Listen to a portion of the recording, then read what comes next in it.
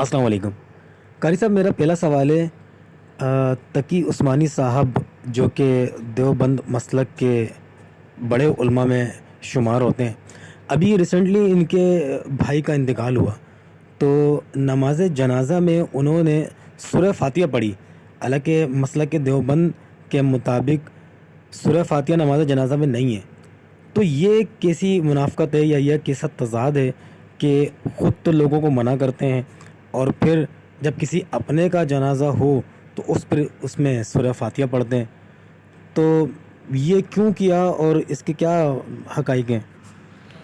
سوال ہے کہ جی احناف سورہ فاتحہ جنازے میں نہیں پڑھتے اور مفتی تقی عثمانی حافظہ اللہ نے اپنے بھائی کے جنازے میں اسے پڑھا ہے سورہ فاتحہ کو، صرف پڑھا ہی نہیں ہے بلکہ جب پوچھا گیا انہوں نے اس کا جواب دیا۔ کچھ لوگوں نے اس میں تعویل کرنے کی کوشش کی کہ جی ثنا کے طور پر پڑھا ہے، فاتحہ کو پڑھا ہے لیکن ثنا کے طور پر پڑھا ہے۔ انہوں نے کہا میں نے ثنا کے طور پر نہیں پڑھا، سنت کے طور پر پڑھا ہے، اس لیے کہ حضرت عبداللہ بن عباس رضی اللہ تعالیٰ عنہ کی روایت ہے، اس میں وہ ایک جنازہ پڑھاتے ہیں اور جنازے میں سورہ فاتحہ پڑھتے ہیں، بلکہ اس روایت میں جس کی طرف انہوں نے اشارہ کیا اس پہ سورہ عصر کے الفاظ بھی ہیں، فاتحہ بھی پڑھی، سورہ عصر بھی پڑھی۔ اور پھر جب لوگوں نے کہا کہ آپ اس طرح پڑھتے ہو، انہوں نے کہا میں نے اس لیے ایسا کیا ہے تاکہ تم جان لو کہ انہا سنت رسول اللہ صلی اللہ علیہ وسلم، کہ یہ اللہ کے رسول صلی اللہ علیہ وسلم کی سنت ہے۔ تو گویا انہوں نے سنت پر عمل کیا، میں تو تعریف کروں گا، انہوں نے اچھا کیا، اور یہ بھی دعا کروں گا اللہ تعالیٰ احناف کے اور بھی بڑے بڑے علماء کو راہ حق کو سمجھنے اور راہ راست پہ آنے اور راہ حق پہ عمل کرنے کی اللہ توفیق عطا فرمائے، باقیوں کو بھی اسی طرح اللہ عمل کی توفیق دے۔ بلکہ ان سے بہت پہلے ایک مولانا ثناء اللہ گزرے ہیں پانی پتی، ایک ہمارے گزرے ہیں مولانا ثناء اللہ امرتسری، ایک دیوبند کے گزرے ہیں مولانا ثناء اللہ پانی پتی۔ احناف کی کتاب ہے وصایا، یہ وصیت کی جمع ہے الوصایا، یہ آرام باغ پہ جو ان کا مکتبہ ہے اس پہ وہاں چھپی ہے، ان میں مولانا ثناء اللہ پانی پتی کی ایک وصیت ہے۔ وہ وصیت انہوں نے مرنے سے پہلے کی، وہ وصیت یہ ہے کہ میں جب مروں تو میرا جنازہ ایسا شخص پڑھائے جو جنازے میں سورۃ فاتحہ پڑھتا ہو، ایسا شخص میرا جنازہ پڑھائے جو جنازے میں سورہ فاتحہ پڑھتا ہو۔ ایمانداری سے بتائیے جنازوں میں سورہ فاتحہ کون پڑھتے؟ گویا انہوں نے اپنے حنفیوں سے ڈر کے یہ تو نہیں کہا کہ میرا جنازہ اہل حدیث پڑھائے، لیکن بات ایسی کی کہ اس بات پر اہل حدیث کے سوا کوئی آ نہیں سکتا تھا، یہ بات۔ تو جب آخر عمر میں جا کے تم اپنے جنازے بچاتے ہو تو دوسروں کے جنازے کیوں خراب کرتے ہو؟ دوسروں کو بھی کہو کہ سورہ فاتحہ پڑھا کرو۔ اسی طرح نمازیں بھی کیوں خراب کرتے ہو؟ نماز میں بھی فاتحہ پڑھا کرو۔ اللہ کے رسول نے فرمایا لا صلاۃ لمن لم یقرأ بہا، اس کی نماز نہیں ہوتی جو سورہ فاتحہ نہیں پڑھتا۔ اگر لکھنے پڑھنے کی وہ نہیں ہے تو کوئی حرج نہیں، آپ مجلس کے آداب کو خیال رکھتے ہوئے کسی کے ذہن میں کوئی سوال آ رہا ہے تو آپ کھڑے ہو کر بھی کر سکتے ہیں۔ جی قاری صاحب، عشق کی جو اصطلاح استعمال کی جاتی ہے اللہ نبی رسول کے حوالے سے، تو اس طرح کی اصطلاح استعمال کرنا کیسا ہے؟ یہ مشرکین کی اصطلاح ہے، بیچ میں فصل نہ دینا، فاصلہ نہ کرنا، اللہ اور رسول اس کو ایک ساتھ ملا دینا، یہ مشرکین کی اصطلاح ہے، نہیں استعمال کرنی چاہیے۔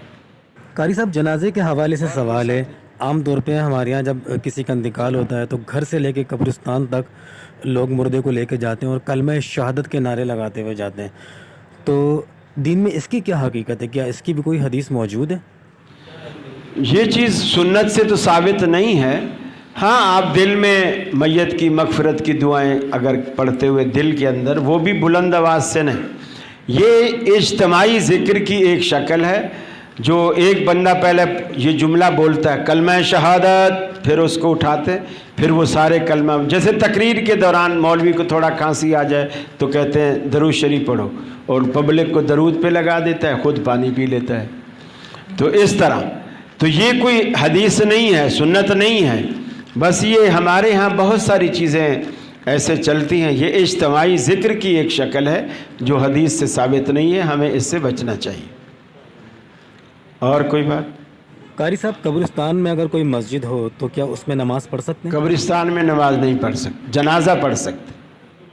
تو قاری صاحب یہ جو بولٹن مارکیٹ میں میمن مسجد ہے مسلک اہل سنت کی, تو یہ کس طرح نماز پڑھ رہے ہیں؟ کیونکہ اس مسجد کے نیچے قبریں ہیں, قبرستان کے ساتھ لگی ہوئی ہے وہ مسجد. ان کے ہاں تو کوئی مسئلہ ہی نہیں نا, ان کے ہاں تو قبر آگے, آپ تو نیچے کہہ رہے ہیں, ان کے ہاں قبر آگے بھی ہو تو کوئی حرج نہیں. وہ تو لوگ مدینے جاتے ہیں تو جگہ ڈھونڈتے ہیں کہ ایسی جگہ مل جائے جہاں بیت اللہ کا رخ بھی سامنے ہو اور روضہ رسول بھی سامنے ہو, تاکہ ہم جب سجدہ کریں تو دونوں کو سجدہ ہو جائے. تو ان کی تو بات ہی الگ ہے. جی, اور کوئی ساتھی؟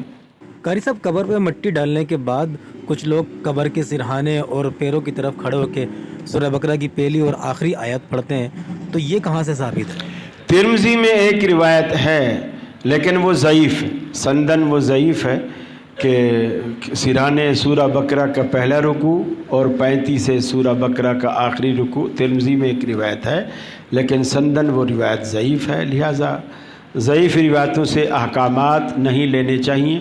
فضیلت کی کوئی بات ہو تو کبھی محدثین اس کو مان لیتے ہیں, لیکن مسئلہ اس سے عکس نہیں کرنا چاہیے. قاری صاحب اگر علاقے میں اہل حدیثوں کی مسجد نہ ہو اور ہمیں نماز بھی جماعت سے پڑھنی ہو, اور لیکن دیوبندیوں کی مسجد وہاں پر موجود ہو, تو کیا دیوبندیوں کے پیچھے نماز ہو جائے گی؟ اگر دیوبندی ابھی آپ کے پیچھے نماز پڑھیں گے تو پھر ان کو کیا بولو گے؟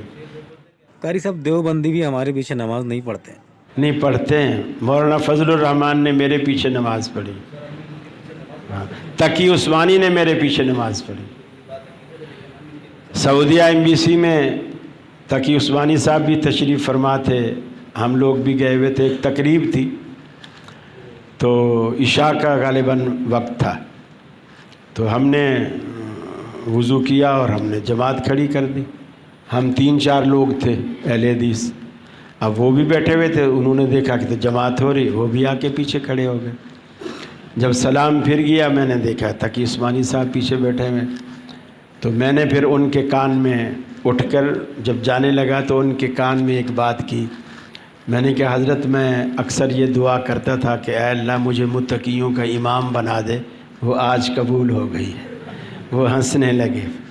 اور یہی یہ جو میرٹ ہوٹل ہے وہاں فضل الرحمان صاحب بھی تھے, ہم لوگ بھی تھے.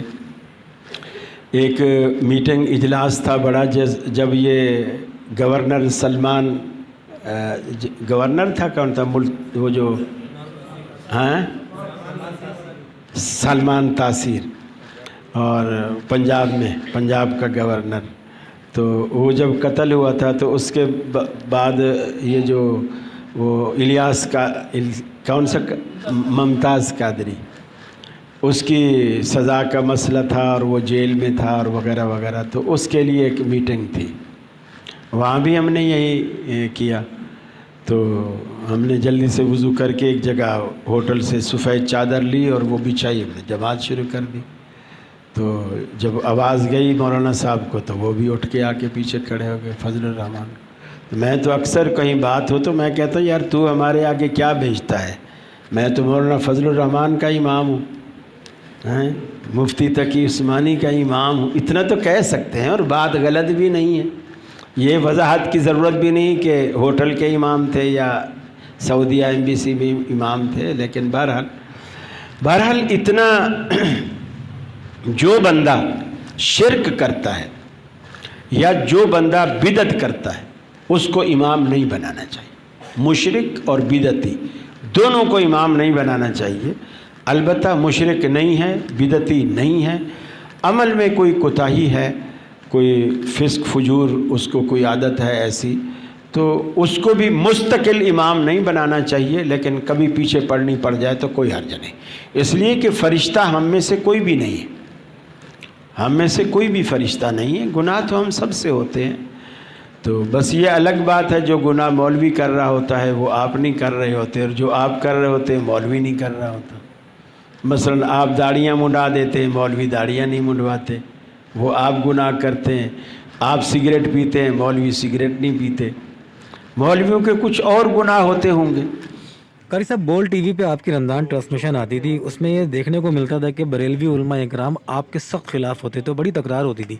میں جاننا یہ چاہ رہا ہوں کہ یہ صرف میڈیا پہ دکھانے کے لیے ہوتا تھا یا ریئل میں بھی ان کے اندر اتنا بغض تھا؟ نہیں یہ بغض تو ہوتا ہی ہے. اکاڑوی تو بالکل آنا ہی چھوڑ گیا. اکاڑوی تو بلکہ جب ہم کیا نام ہے بول چینل سے ہم پی ٹی وی پہ گئے تو میرے سامنے عامر لیاقت صاحب نے فون کا اسپیکر آن کر کے کوکب اکاڑوی کو فون کیا کہ جی اب کہ ہم پی ٹی وی پہ آ گئے ہیں تو کیا آپ ہمارے ساتھ کام کرنا پسند کریں گے؟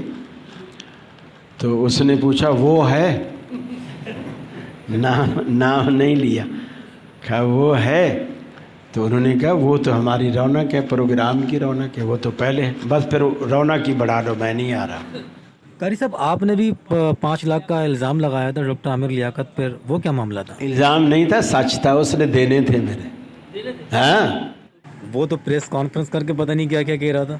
پھر میں نے بھی پریس کانفرنس کی تھی. میں نے کہا ابھی تو میں بولا ہوں نا, یہ تو میں بولا ہوں, ابھی تو پیچھے لائن کھڑی ہوئی ہے مولویوں کی جو سارے بولیں گے. قاری صاحب ماشاءاللہ سے آپ کی حمایت میں ہی بہت سارے علماء اکرام بولے تھے, لیکن عامر لیاقت اپنے موقف سے پیچھے نہیں ہٹا. پھر معافی مانگ کے لے کیوں گیا تھا؟ اگر میں اتنا برا تھا تو معافی مانگ کے لے کیوں گیا تھا؟ وہ اصل میں جیسے جھگڑا جب ہوتا ہے نا تو اس وقت پھر جیسے عورتیں نہیں کرتی ہوں, اچھا میرے میاں نے تیرے کو وہ گفٹ دیا تھا واپس کر مجھے, وہ پھر ساری بات ہے. وہ وہاں یہ بھی کہنے لگا کہ جی قاری صاحب یہاں بیٹھے رہتے تھے اور جب جتنا مجمع ہوتا تھا نا اور ہم افطاری دیتے تھے مجمع کو, تو وہ جو مجمع والے جو افطاری بچا جاتے تھے ساری اکٹھے کر کے تھیلی بھر کے تھیلا بھر کے پھر یہ لے کے جاتے تھے. میں نے کہا ڈاکٹر صاحب آپ افطاری کی باتیں یہ کرتے ہو, آپ میرے پاس آؤ, اپنی پوری بول ٹی وی کی ٹیم لے کر آؤ, اب میرے پاس میں نے کہا افطاری آ کے کرو, اور میں کسی کو بتانا تو دور کی بات تصویر بھی نہیں بناؤں گا, آپ آؤ کھاؤ. یعنی نیکی کرنی کسی. اب وہ ہمیں ایک ڈبہ افطاری کا وہ بھی عامر لیاقت نہیں دیتا تھا, کمپنی دیتی تھی, اور وہ سب کو دیتے تھے. اب ہمارا بھی جو ڈبہ ہے میری مرضی میں وہیں کھا لوں, میری مرضی میں گھر لے جاؤں, وہ تو مجھے مل گیا نا, میری چیز ہے. اب جیسے آپ نے کوئی چیز مجھے یہاں دی, بھلے کھانے کی دی, اب میری مرضی ہے, مجھے اختیار ہے میں یہیں کھا لوں, مجھے اختیار ہے میں جیب میں ڈال لوں. تو یہ تو کوئی شرعن عیب والی بات نہیں ہے.